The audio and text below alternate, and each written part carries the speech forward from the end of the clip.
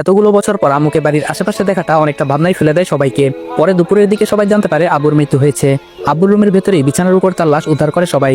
যেহেতু আম্মু উপস্থিত রয়েছে ঘটনার পিছনে, তাই আমি এটা নিয়ে সবাইকে এত নাড়াচাড়া করতে বলিনি। তাই সবাই আমার কথা মতো আব্বুকে দাফন করতে ব্যস্ত হয়। সেদিন আমি তরির কথা চিন্তা করে কিছু বলিনি। আম্মুর কিছু হলে তরি আবার নিঃসঙ্গ হয়ে যেত। তবে এত সহজে আমি ছেড়ে দেওয়ার পাত্র নই। এখন দেশে এসেছি অনেক সময় নিয়ে। ঘটনার মূল রহস্য আমি বের করবই। আম্মুর প্রতি আমার আগে থেকেই ঘৃণার পাহাড় জন্মে আছে। তার উপর আব্বুকে মার্ডার করার মতো ঘটনার সন্দেহ রয়েছে। এর কঠিন জবাব দিতে হবে তাকে। শুধু তরির বিয়েটা কোনো রকমে হয়ে যাক। হঠাৎ মেয়েটার কথায় চমকে উঠলাম। মেয়েটি বলল, আপনি যখন আপনার নাম বলবেনই না, আমার নামটা বলছি, আমি মেঘা।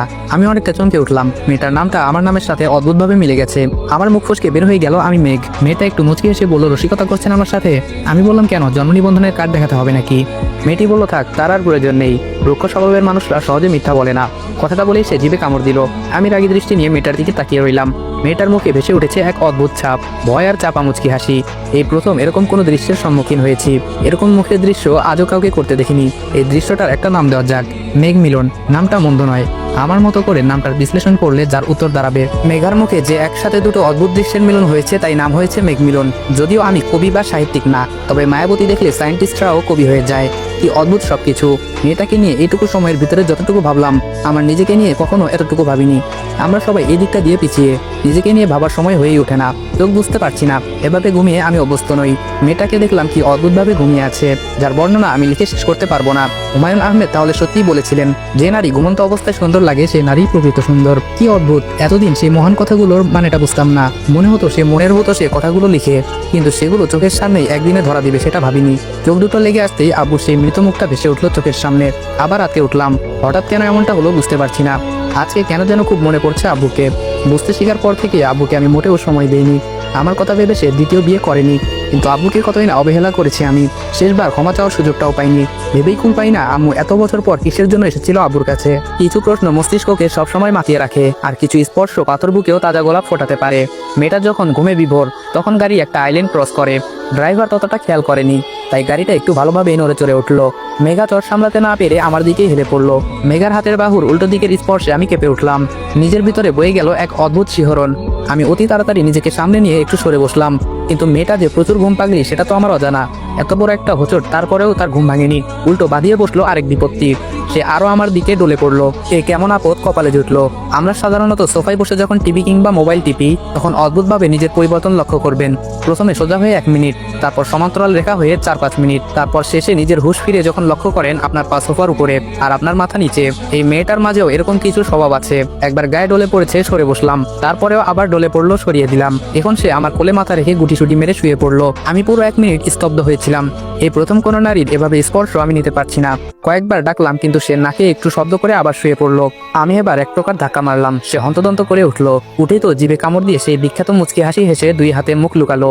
তবে তার লজ্জা আর হাসি মাখা মুখে এই মেঘ আর শান্ত হচ্ছে না। তাকে কিছু কথা শোনানো আমার উপরে দায়িত্ব হয়ে পড়েছে। আমি বললাম, হে ইউ, কমন সেন্স নেই? মেয়েটি বলল, আসলে সরি, আমি বুঝতে পারিনি। আমি বললাম, কিসের সরি? এটা কোনো ভদ্রতার মাঝে পড়ে? মেয়েটা একটু থমকে গেল। আসলে ভুলটা তো তার, আর আমি যেই কড়া কণ্ঠে কথা বলছি ভয় পাওয়ারই কথা। তবুও মেয়েটা আমতা করে বলল, 2 দিন ধরে ঘুমাতে পারি না, তাই একটু বেশি ঘুমে মগ্ন হয়ে গিয়েছিলাম। আমি বললাম, মিথ্যা বলছেন কেন? দেখে মনে হচ্ছে এটা আপনার পুরনো অভ্যাস। মেয়েটি বলল, আশ্চর্য, আপনি জানলেন কি করে? আমি বললাম, তার মানে অনুমান সঠিক ছিল। মেয়েটি বলল, আসলে আমি বাসে উঠলে এভাবে ঘুমিয়ে পড়ি। আমি বললাম, কি, সবার কোলে এভাবে ঘুমান? মেয়েটি বলল, আরে দেখ, কি বলছেন? আমার বান্ধবী প্রমা আমার সাথে সবসময় আসা যাওয়া করে। ওর একটা এক্সাম থাকার কারণে সে এবার আমার সাথে আসতে পারেনি। আমি তার কোলে সবসময় এভাবে ঘুমাতাম। আজকে সে আসার আগে অনেকবার সতর্ক করেছিল যেন কারো কোলে না ঘুমাই, কিন্তু একটা কথা কি জানেন, মানুষ অভ্যাসের দাস। আমি বললাম, ইটস ওকে, ইন ফিউচার সাবধান, যখন আপনার বান্ধবীর বিয়ে হয়ে যাবে তখন। মেয়েটি বলল, সেটা তো ভাবিনি, মনে হচ্ছে নতুন অভ্যাস করতে হবে। আমি বললাম, তার আর দরকার নেই, এই অভ্যাস চালানোর জন্য আমার কাছে একটাই বুদ্ধি আছে, চাইলে দিতে পারি। মেয়েটি বলল, ওয়াও, প্লিজ তাড়াতাড়ি বলেন। আমি বললাম, বাসে ওঠার সময় 5 টাকা দিয়ে দড়ি কিনে নেবেন। সিটে বসার পর 2 হাত পুরো শরীর জানালার গ্রিলের সাথে বেঁধে রাখবেন। 2-3 বার ট্রাই করলে ইনশাআল্লাহ আরোগ্য পেতে পারেন। মেয়েটি বলল, ঠাট্টা করছেন? আমি বললাম, সঠিক যেটা সেটাই বললাম। আজকে আমি ছিলাম, কালকে অন্য কেউ থাকবে, তবে সবাই আমার মতো না। কেউ না কেউ সুযোগ নেবে, তখন হাজার কিছু করলেও সেই দাগটা মুছবে না। আশা করি কি বোঝাতে চেয়েছি বুঝতে পেরেছেন। মেয়েটি বলল, আচ্ছা, একটা জিনিস তো বাকি পড়ে আছে। আমি বললাম, কি? মেয়েটি বলল, বাসের ভাড়া। আপনাকে তো টাকাই দেওয়া হয়নি। আমি বললাম, আমাকে কি আপনার বাসের হেল্পার মনে হয়? মেয়েটি বলল, তা কেন মনে হবে? আমি বললাম, তাহলে চুপ করে বসে থাকেন। মেয়েটি বলল, দেখুন, আমি পৃথিবীতে কারো পাওনা অপূর্ণ রেখে যেতে চাই না, আপনাকে টাকা নিতে হবে। আমি বললাম, ওহ তাই? মেয়েটি বলল, আমি বললাম, তাহলে হিসাবটা হয়ে যাক। মেয়েটি বলল, কিসের হিসাব? আমি বললাম, এই সিটের ভাড়া 500। আপনি 3 ঘন্টা যাবত আমার সাথে ছিলেন, টাকা দেননি। 500 টাকার সুদ 3 ঘন্টায় 600 টাকা, তার চক্রবৃদ্ধি আছে। মেয়েটি বলল, সুদ দেওয়া নেওয়া অন্যায়। আচ্ছা, কত হয়েছে বলেন, তবুও আমি দিয়ে দিচ্ছি। আমি বললাম, যাওয়ার সময় হিসাব করে বলবো। মেয়েটি বলল, ঠিক আছে।